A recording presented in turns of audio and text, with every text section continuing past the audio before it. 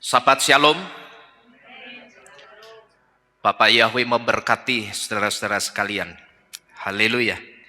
Malam hari ini, Bapak Ibu Saudara sekalian, di dalam ibadah Sabat kita akan kembali bersama-sama mendengarkan firman Elohim yang akan berbicara tentang jangan dekat-dekat orang yang divaksin. Bahaya bisa dilacak. Mari kita bersama-sama membuka kitab suci kita terlebih dahulu di dalam dua kitab, yaitu kitab Wayikra atau kitab Imamat pasal ke-20 ayat yang ke-10 dan kitab Matai atau kitab Matius pasal ke-5 ayat yang ke-28. Saya akan membacakan terlebih dahulu di dalam kitab Wayikra atau kitab Imamat pasal ke-20 ayat yang ke-10.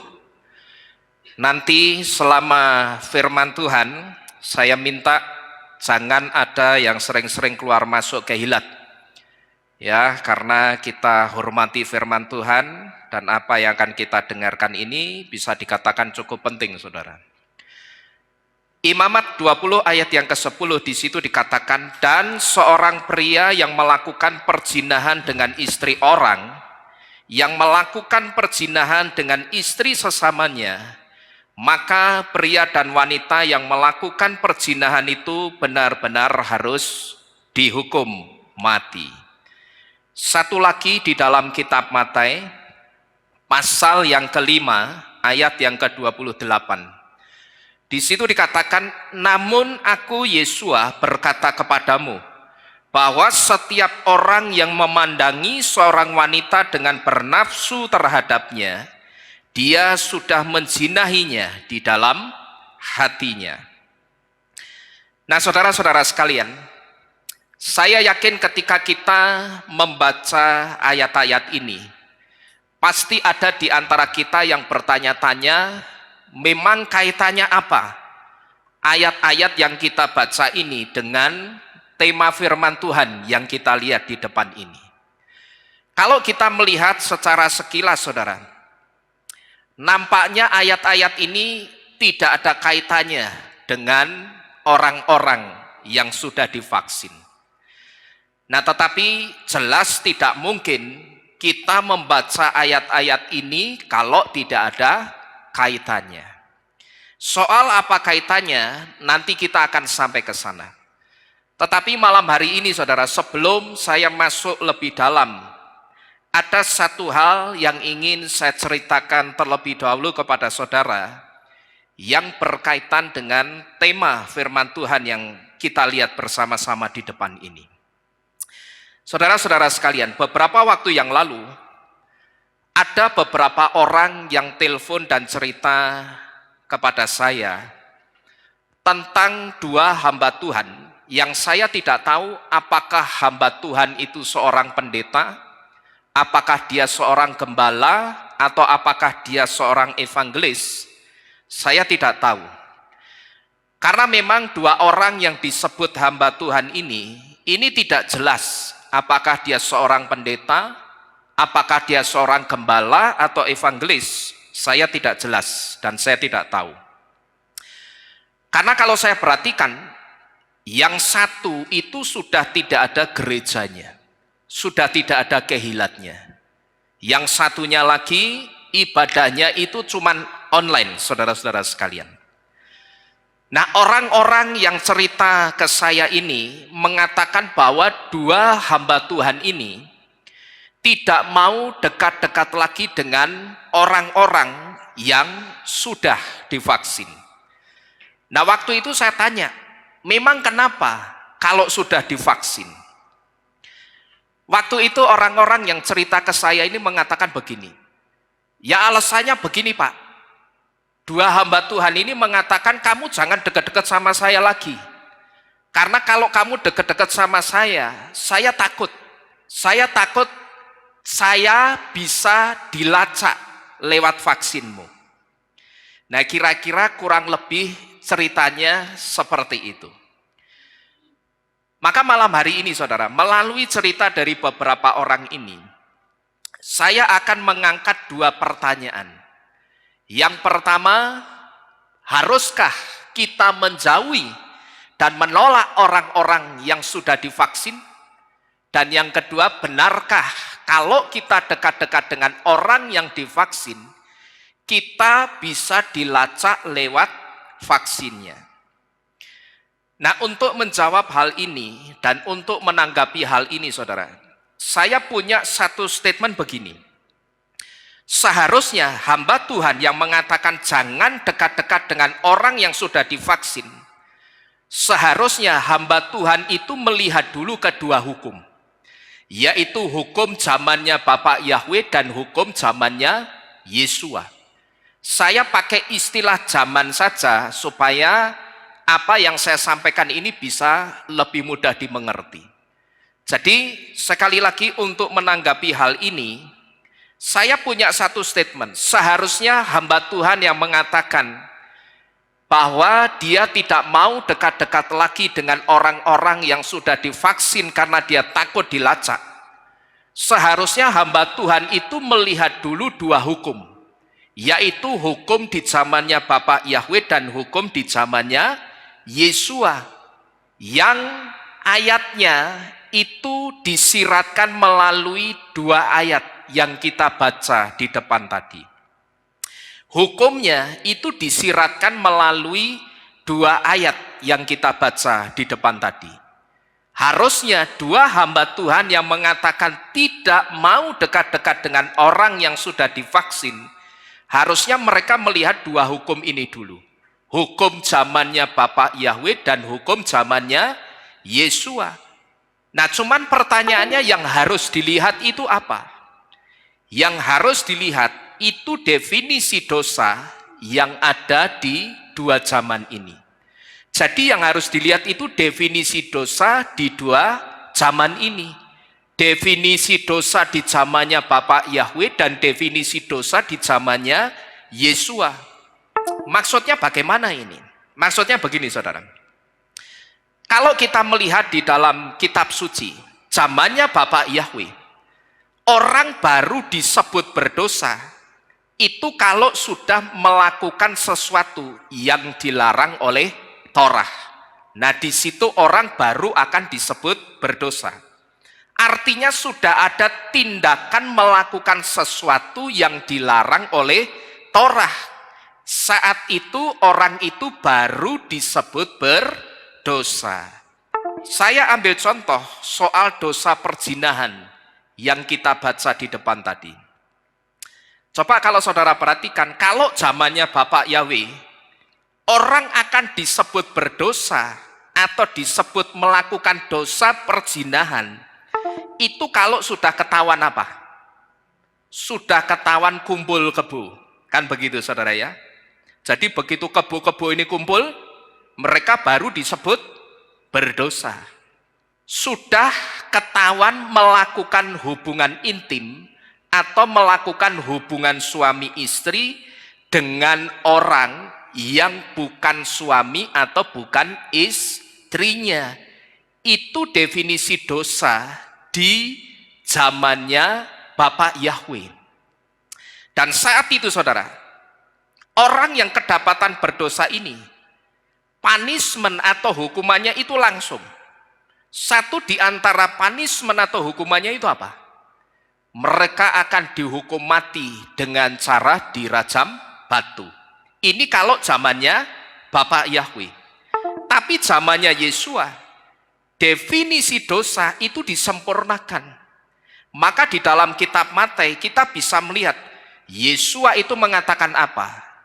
Jangan sekali-sekali kamu mengira aku datang untuk membatalkan Torah dan kitab para nabi. Karena aku datang bukan untuk membatalkan Torah dan kitab para nabi, tetapi aku datang untuk menggenapi Torah. Ini artinya apa? Ini artinya kedatangan Yesua itu menyempurnakan Torah. Karena mau dikatakan sempurna bagaimana? Kalau Torah itu tidak digenapi. Mau dikatakan sempurna bagaimana? Kalau semua yang dinubuatkan di dalam Torah tidak ada yang digenapi, mau dikatakan sempurna bagaimana? Nah, maka saya jadi ingat ketika sekarang ini kekristenan menolak Torah. Hal ini, pengertian ini dimanfaatkan oleh orang-orang dari iman seberang untuk mengatakan apa? Bahwa kitabku, kitab mereka, itu kitab penyempurna Torah. Saudara ngerti kenapa mereka mengatakan kitab mereka itu penyempurna Torah? Itu karena mereka orang-orang Kristen itu menolak Torah. Gitu loh.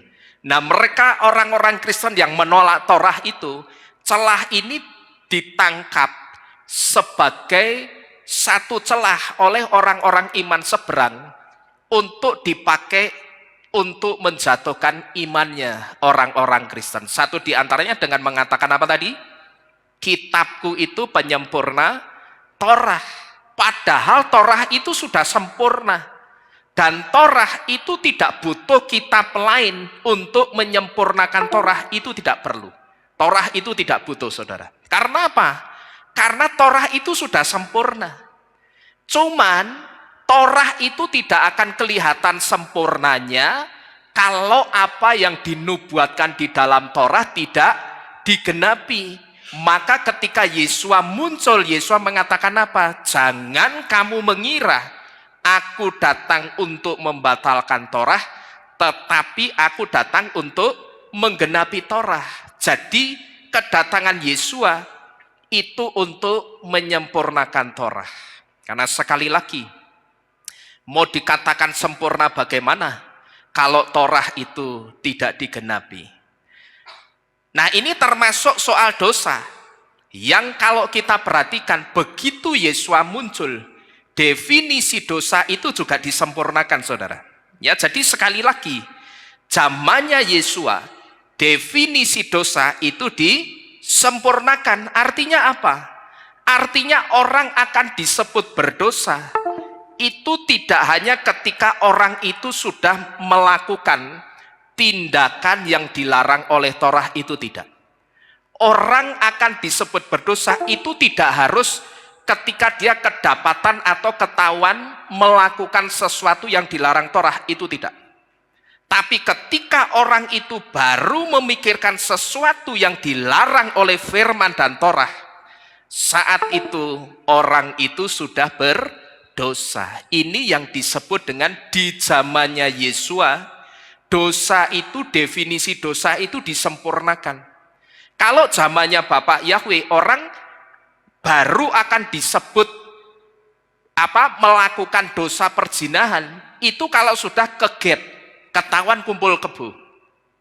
Tapi zamannya Yesua, begitu definisi dosa itu disempurnakan, orang baru memikirkan sesuatu untuk melakukan tindakan yang dilarang Torah, apa yang dipikirkan orang itu sudah disebut dosa. Jadi kalau zamannya Yesua, saudara, orang itu baru melihat perempuan cantik, terus kepingin tidur sama perempuan itu, orang itu sudah disebut berzina. Dan orang itu juga sudah disebut berdosa. Padahal kalau kita renungkan, orang yang baru melihat perempuan itu sudah melakukan hubungan intim dengan perempuan itu atau belum? Belum. Padahal cuman baru melihat dan kepingin. Tetapi ternyata di zamannya Yesua, ketika definisi dosa itu disempurnakan, baru melihat perempuan dan kepingin tidur sama perempuan itu sudah disebut berzina dan disebut berdosa. Inilah yang disebut di zamannya Yesua, definisi dosa itu disempurnakan. Nah, lalu bagaimana dengan sikap Yesua dengan orang-orang yang berdosa? Bagaimana sikap Yesua dengan orang-orang yang berdosa? Apakah Yesua menolak dan menjauhi orang-orang yang berdosa? Coba kita buka dulu kitab suci kita di dalam kitab Yohanan atau kitab Yohanes pasal yang ke-8. ayat yang pertama sampai dengan yang ke-11. Saya akan membacakannya untuk saudara-saudara sekalian. Saudara simak dengan baik-baik. Di situ dikatakan, dan Yesua pergi ke Bukit Zaitun. Dan ketika fajar menyingsing, dia tiba kembali di bait suci, dan semua orang datang kepadanya. Dan setelah duduk, Yesua mengajar mereka. Dan para ahli kitab dan orang-orang Farisi membawa kepadanya seorang wanita yang telah tertangkap basah dalam perzinahan. Dan setelah menyuruhnya berdiri di tengah-tengah, mereka berkata kepadanya, Guru, wanita ini tertangkap basah ketika sedang berbuat zina.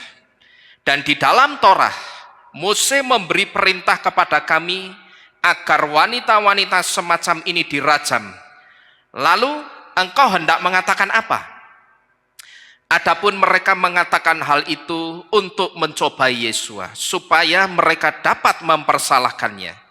Tetapi sambil membungkuk, Yesua menulis di tanah dengan jarinya, seakan tidak memperdulikannya. Dan ketika mereka terus menanyai dia dengan menegakkan badan, dia berkata kepada mereka, siapa di antara kamu yang tidak berdosa? Biarlah dia yang pertama melemparkan batu kepada wanita itu. Dan dengan membungkuk dia menulis lagi di tanah. Lalu setelah mendengar dan karena ditempelak oleh hati nuraninya, mereka pergi satu persatu, mulai dari yang tua-tua sampai yang terakhir. Dan Yesua ditinggalkan sendirian, juga wanita itu yang diberdirikan di tengah-tengah. Lalu sambil berdiri dan karena melihat tidak ada lagi seorang pun selain wanita itu, dia Yesua berkata kepadanya, hai wanita, di manakah mereka orang-orang yang mendakwamu itu? Tidak adakah yang menghukum engkau? Dan Yesua berkata, dan wanita itu berkata, tidak ada seorang pun ya Tuhan. Lalu Yesua berkata kepadanya, aku pun tidak menghukum engkau. Pergilah dan jangan berdosa lagi. Nah, saudara-saudara sekalian, melalui sikap Yesua yang tidak menghukum perempuan yang katanya berzina ini, di sini kita bisa melihat ketika Yesua tidak menghukum perempuan yang katanya berzina ini, saat itu Yesua itu tidak hanya sedang menekankan soal kasih dan pengampunan, tetapi ketika Yesua tidak menghukum perempuan yang katanya berzina ini, saat itu Yesua yang menyempurnakan definisi dosa itu sedang memberitahu bahwa orang yang sudah tahu definisi dosa yang sudah diajarkan oleh Yesua, tapi orang itu tetap melakukannya, sebetulnya orang itu sudah menghukum dirinya sendiri dengan akibat dari dosa itu. Yaitu apa akibat dari dosa? Rasa malu dan rasa bersalahnya, saudara-saudara sekalian. Coba saudara perhatikan di depan ini. Coba saya mau tanya, kira-kira perempuan yang katanya berzina ini, yang tadi dilarak sama ahli-ahli Torah dan orang-orang Farisi, diseret dibawa ke depannya Yesua, lalu diberdirikan di tengah-tengah dan dia dilihat oleh orang banyak. Lalu di situ ahli-ahli Torah dan orang-orang Farisi ini ngomong apa? Guru, perempuan ini kedapatan berzina. Kira-kira perempuan itu malu atau tidak, saudara? Coba saya tanya. Perempuan yang dilarak dibawa di depannya Yesua, terus dilihat banyak orang ini malu atau tidak kira-kira? Pasti malu. Nah, orang kalau sudah menghukum dirinya sendiri dengan rasa malunya, itu pasti akan merasa bersalah, saudara. Orang kalau sudah merasa bersalah seperti ini jangan ditekan terus dengan rasa bersalah atau dengan rasa berdosa lewat sikap kita yang menjauhi atau menolak orang tersebut. Itu jangan. Karena apa? Karena sebetulnya orang itu atau perempuan yang katanya berzina ini sudah dihukum dengan akibat dari dosa itu sendiri, yaitu rasa malu dan rasa bersalahnya. Orang kalau sudah menghukum dirinya sendiri dengan rasa malunya, pasti orang itu akan merasa bersalah. Nah, orang kalau sudah merasa bersalah seperti ini jangan ditekan terus, jangan dipus terus dengan rasa bersalah dan rasa berdosa lewat sikap kita yang menjauhi atau menolak orang itu jangan, saudara. Jadi ketika Yesua mengatakan, aku pun tidak menghukum engkau, kepada perempuan yang katanya berzina, di sini selain Yesua itu sedang mengatakan tidak ada orang yang tidak berdosa, termasuk ahli Taurat dan orang Farisi. Jadi ketika Yesua mengatakan aku pun juga tidak akan menghukum engkau, kan ditanya perempuan itu ceritanya, hai wanita, kemanakah orang-orang yang tadi ngelarak kamu ke sini? Apakah mereka masih ada? Mereka sudah tidak ada, guru. Apakah ada di antara mereka yang menghukum kamu? Tidak ada, guru. Lalu di situ Yesus mengatakan apa? Kalau di antara mereka tidak ada yang menghukum kamu, aku pun juga tidak akan menghukum kamu. Kenapa kok Yesus mengatakan aku pun juga tidak akan menghukum kamu itu kenapa? Karena orang-orang yang ngelarak kamu ke sini, bawa kamu ke tengah-tengah ini, itu juga orang-orang yang punya dosa semua. Artinya kalau mereka itu punya dosa, ya sudah, ndak usah nuding dosanya orang lain. Tuding saja dosamu sendiri. Jangan dosanya orang lain kamu tuding-tuding. Maka begitu Yesus mengatakan, siapa di antara kamu, hai ahli-ahli kitab dan orang-orang Farisi yang tidak berdosa, biarlah dia yang pertama kali melempari wanita itu. Lalu kitab suci katakan apa? Karena mereka merasa tertempela oleh hati nuraninya. Artinya apa? Mereka berpikir, wah iya, aku yang duwe dosa. Iya ya, saya juga punya dosa. Gitu loh. Di situ mereka malu. Maka tidak ada satupun di antara mereka yang berani melempari wanita yang katanya berzina ini. Tetapi yang terjadi apa? Mereka satu persatu pergi meninggalkan Yesua dan wanita yang katanya berzina itu. Nah, hal ini saudara, demikian pula dengan orang-orang yang sudah divaksin, yang sudah tahu bahwa melalui Yohanan atau melalui Yohanes di kitab Gilyahna atau kitab Wahyu 13 ayat yang ke-17, Yesua itu keberatan dengan vaksin, karena vaksin itu tanda supaya orang bisa membeli dan menjual. Nah, kalau orang yang sudah divaksin itu sudah menyadari kesalahannya, ya jangan kita tolak. Dan jangan kita jauhi orang itu, saudara.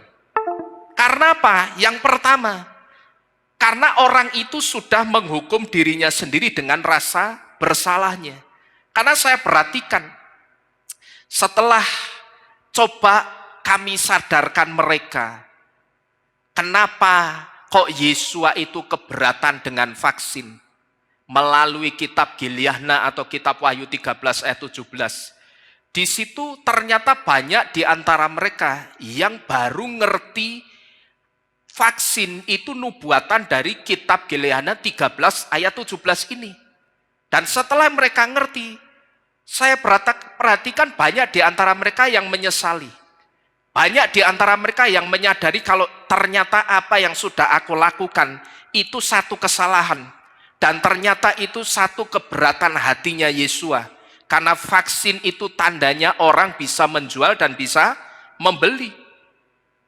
Dan sekali lagi, orang kalau sudah merasa bersalah, itu jangan ditekan terus. Dengan rasa bersalah dan ditekan terus dengan rasa berdosa, lewat sikap kita yang justru menolak atau menjauhi orang-orang itu, sama seperti dua hamba Tuhan tadi, saudara. Dan saya dengar katanya, sampai ada yang stres berat karena dibilang kalau divaksin tidak akan di-rapture. Ada yang mengatakan seperti itu. Satu di antara dua hamba Tuhan ini mengatakan begitu. Kalau divaksin tidak akan di-rapture. Sekarang saya mau tanya, Kalau orangnya seperti yang saya ceritakan tadi, setelah coba disadarkan, dia ternyata bisa sadar, dan dia menyesali dan dia bertobat. Saya cuma mau tanya begini sama hamba Tuhan ini. Apakah orang itu tetap akan tidak di-rapture? Saya mau tanya. Ya, jadi jangan buru-buru menghakimi. Itu yang pertama, saudara. Lalu yang kedua, kenapa kita jangan menolak dan menjauhi orang-orang yang divaksin itu? Kenapa?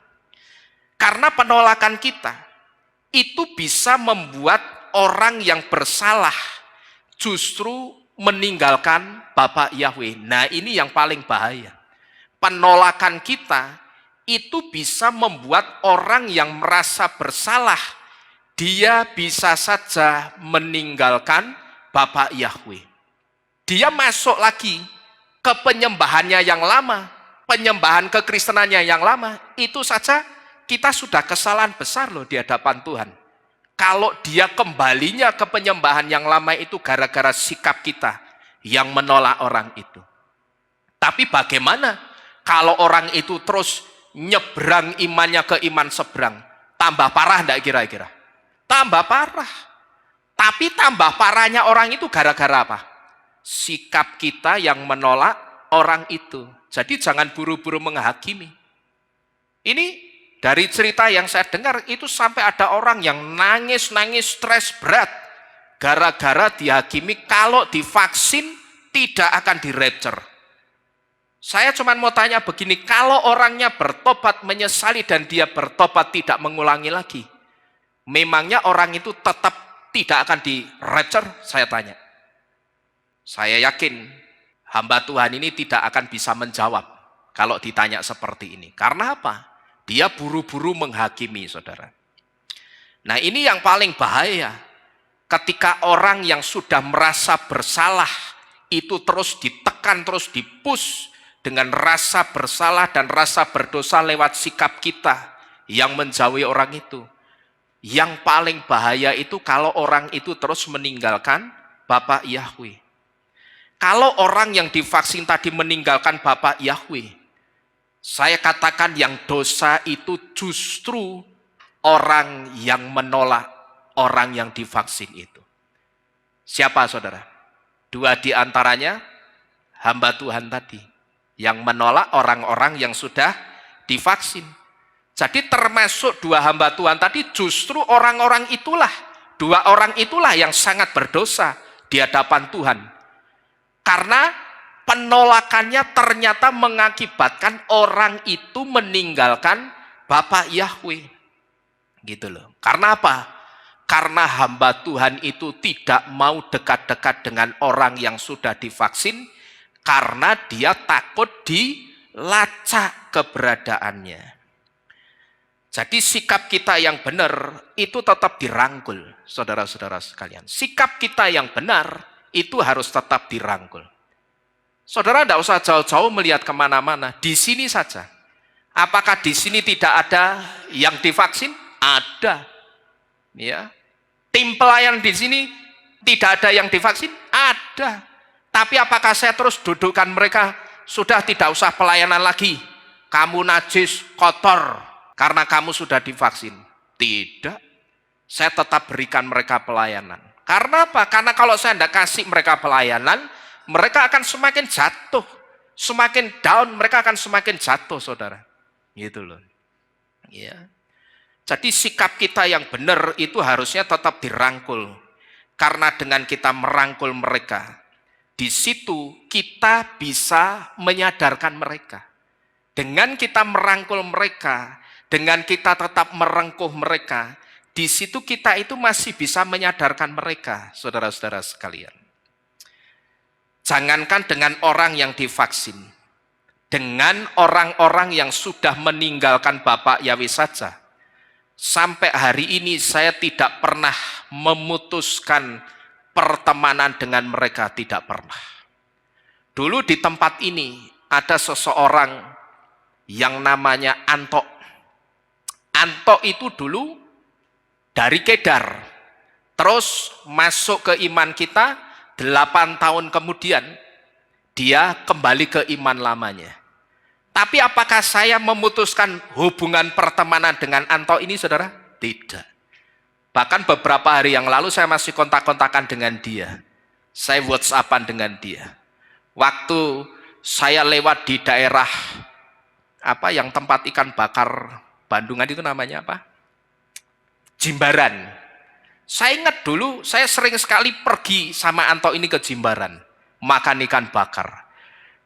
Karena dia yang sudah kerja, saya belum kerja, dia yang bayarin saya. Saya ingat itu, saudara. Maka kemarin pada waktu saya pergi ke daerah Bandungan, pulangnya saya lewat situ, saya mau ke Cimory, saya potong jalan itu, saya ingat dulu di sini, saya sering pergi sama Anto. Saya foto nama pemancingannya Pak Harno itu. Saya foto, saya kirimkan ke Anto. Tok, kamu masih ingat enggak? Dulu kita sering ke sini. Wah ya ingat dong. Nanti kapan-kapan ke sini lagi ya, tak ajak ke sini, saya bilang gitu. Orang itu sudah meninggalkan Bapak Yahweh, saudara. Tetapi saya tidak pernah memutuskan pertemanan dengan orang itu. Terus saya yakin saudara masih ingat, dulu di sini ada Gilang, anaknya Bu Surani itu. Gilang itu begitu mualaf. Apakah saya terus memutuskan hubungan pertemanan dengan Gilang? Tidak. Beberapa waktu yang lalu bahkan saya sempat minta tolong Gilang beli lampu-lampu ini. Karena kalau saya coba cari lampu-lampu yang model begini, karena saya tidak suka yang LED, saya suka yang model lama begini, yang lebih terang. Saya cari di toko-toko, jarang ada yang punya. Tapi di tempat Gilang masih ada, saya titip Gilang. Gilang yang membelikan pada waktu itu. Jadi hubungannya masih saya jaga, tetap baik. Bahkan beberapa bulan yang lalu, saya masih ajak dia mancing, saudara. Gilang ini masih tak ajak mancing sama-sama. Tetap saya rangkul dia. Maka karena saya tidak menolak dia, saya tetap rangkul dia. Kalau saudara perhatikan, setiap 7 hari raya, anak ini masih datang ke sini. Gilang ini masih ikut perayaan 7 hari raya. Terus yang kedua, saudara lihat saja putri anaknya Pak Tri ini dan Bu Yuni ini. Yang pemberkatan perkawinannya tidak di sini, tetapi apakah saya terus tidak menganggap putri lagi? Tidak. Ya, beberapa waktu yang lalu saya WhatsApp, saya tanyakan dia bagaimana kabarnya. Saya undang lagi dia datang beribadah ke sini. Maka kalau saudara lihat beberapa minggu yang lalu dia datang ibadah. Ini saya lihat dia tidak datang, tetapi saya lihat dia online, saudara. Ikut ibadah kita online. Tapi coba kalau saya tolak 3 orang ini, kira-kira 3 orang ini masih mau tidak berteman dengan saya, saudara? Tidak mau. Karena saya menolak, kan begitu. Jadi jangankan dengan orang yang sudah divaksin, dengan orang yang meninggalkan Bapak Yahweh saja, kita itu tidak boleh menolak. Kita itu tidak boleh menjauhi orang itu. Ya, jadi jangan kita menolak orang-orang yang sudah divaksin. Dan soal lacak melacak, itu tidak usah pakai vaksin.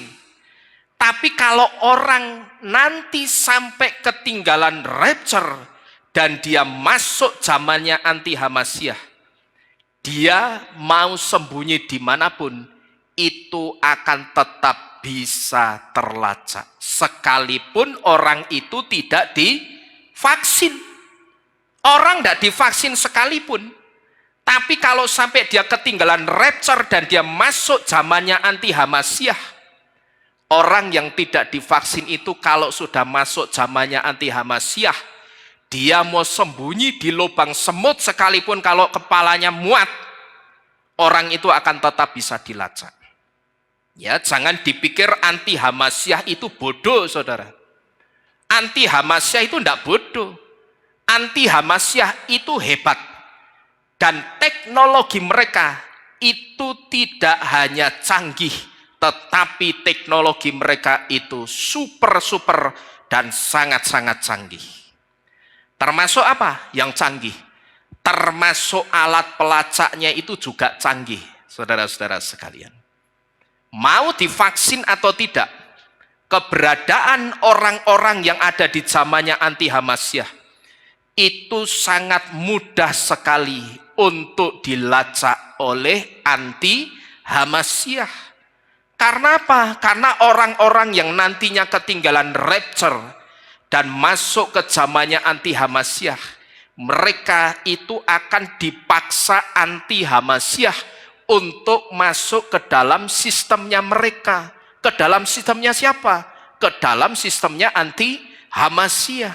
Nah, sistem itu saja sudah mengikat mereka, dan sistem itu sudah melacak mereka dengan sendirinya. Sekalipun orang-orang itu tidak divaksin, saudara, tetapi sistemnya anti Hamasyah yang super canggih itu bisa melacak keberadaan mereka dimanapun.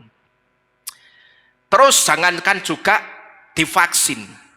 Sekarang ini saudara bayar belanjaan saudara pakai kris, pakai QRIS. Saudara bayar belanjaan saudara pakai kredit card, atau saudara bayarnya pakai transfer. Kita bisa dilacak enggak? Bisa. Ya. Saudara habis makan atau belanja di mana saja, pakai kris, pakai kredit card atau transfer, itu masih bisa dilacak, dan memang betul-betul bisa dilacak. Nah, kalau dua hamba Tuhan ini tadi masih pakai kris kalau makan, kalau makannya masih pakai kredit card, makannya masih transfer, belanjanya transfer. Pakai apa transfernya? M-banking. Ya jangan dikira mereka tidak bisa dilacak. Mereka juga bisa dilacak. Ya jadi dua hamba Tuhan ini yang ngomong tidak mau dekat-dekat dengan orang yang divaksin karena takut dilacak. Tapi kalau mereka makan ke restoran, belanja ke supermarket masih pakai kris, masih pakai kredit card, masih pakai transfer M-banking, mereka akan tetap bisa dilacak. Jangan dikira mereka tidak bisa dilacak. Jejak mereka pakai kris, kredit card, dan transfer M-banking kemanapun, itu sangat mudah sekali untuk dilacak sekarang ini. Sangat mudah untuk terlacak, itu sangat mudah sekali. Ini kalau pakai apa? Kris, kredit card, terus transfer M-banking. Masih bisa terlacak. Ya, terus jangankan lagi pakai apa saudara? Jangankan pakai kris. Sekarang ini saudara yang punya TikTok, kalau saudara coba masuk ke live-nya TikTok orang yang sedang jualan, hostnya yang jualan itu bisa ngerti kalau saudara masuk. Saya ingat dulu, di awal-awal saya download aplikasi TikTok, karena saya diberitahu kalau beli barang di TikTok itu harganya murah. Masa sih? Iya murah, coba kamu. Dicoba sana. Saya coba saudara. Begitu saya search, saya cari barangnya, ketemu. Begitu saya klik, toko itu sedang live, jualan live. Begitu saya masuk ke live-nya, hostnya itu langsung ngomong, halo Kak Nino, silakan dipilih-pilih barangnya. Di check out ya Kak, jangan lupa. Langsung ngomong begitu saudara.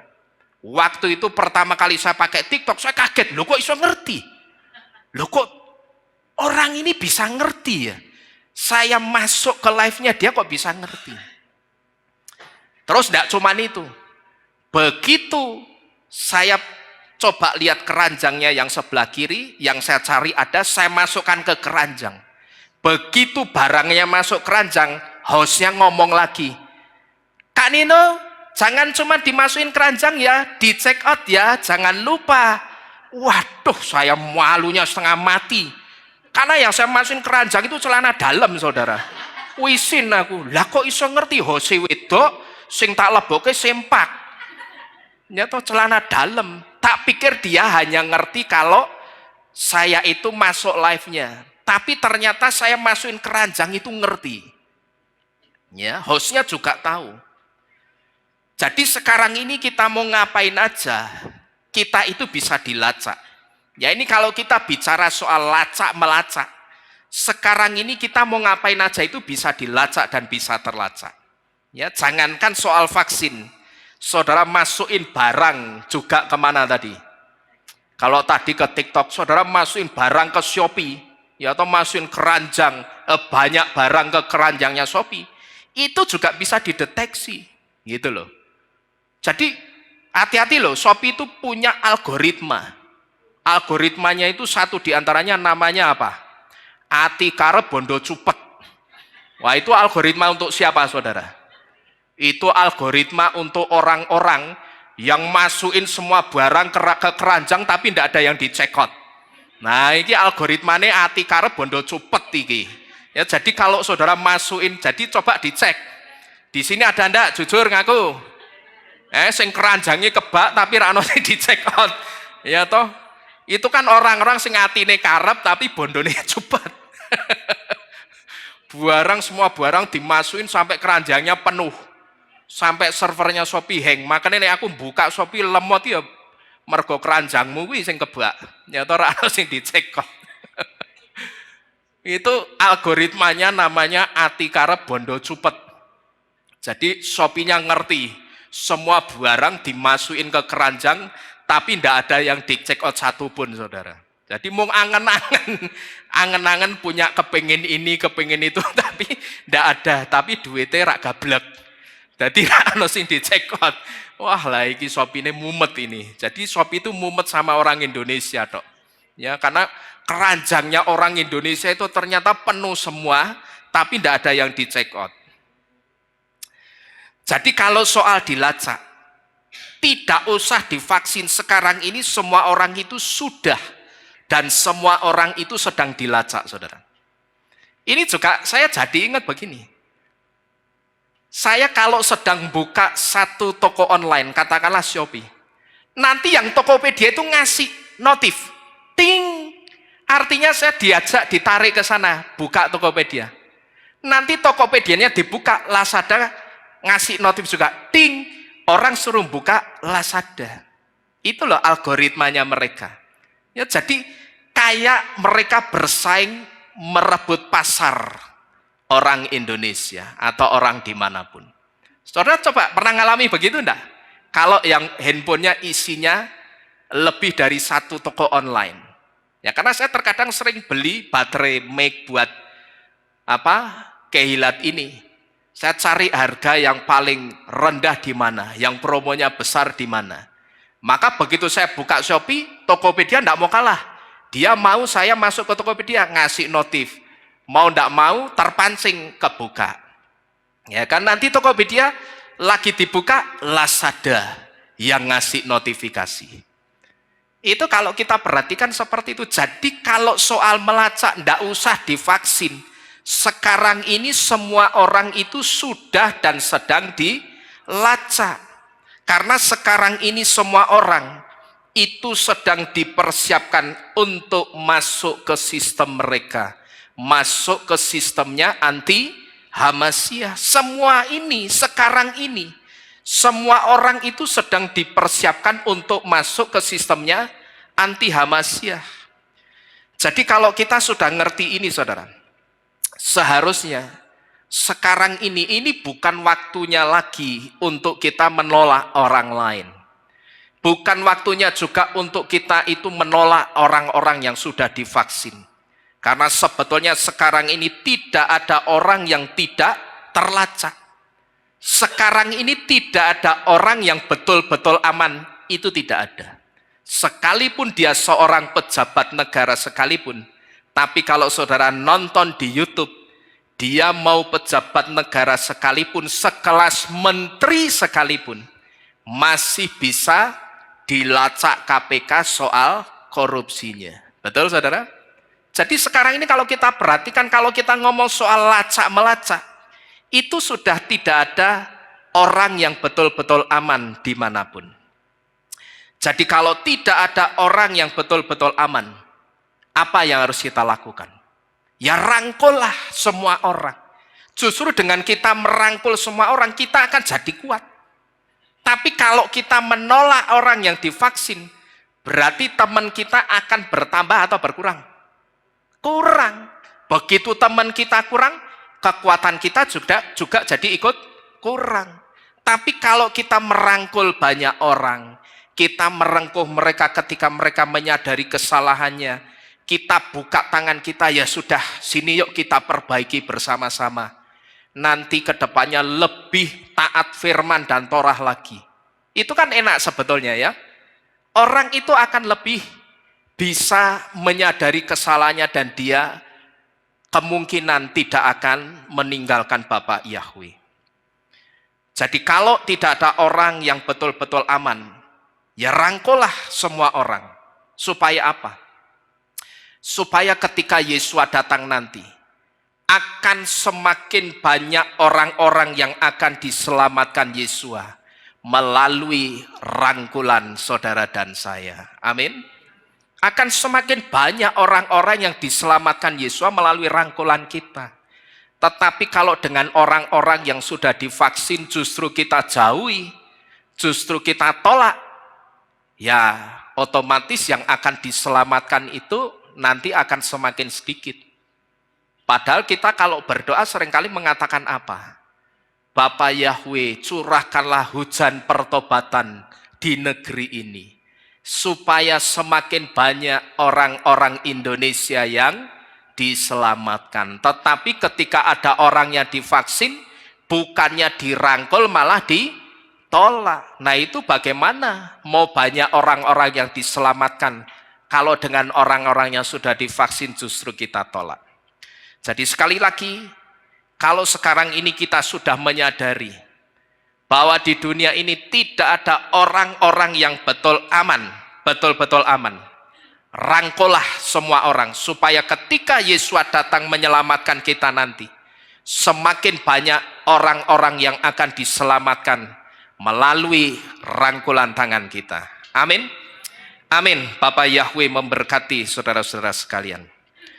Mari kita bersama-sama tunduk di dalam doa. Bapak Ibu Saudara sekalian, kita akan akhiri firman pada malam hari ini.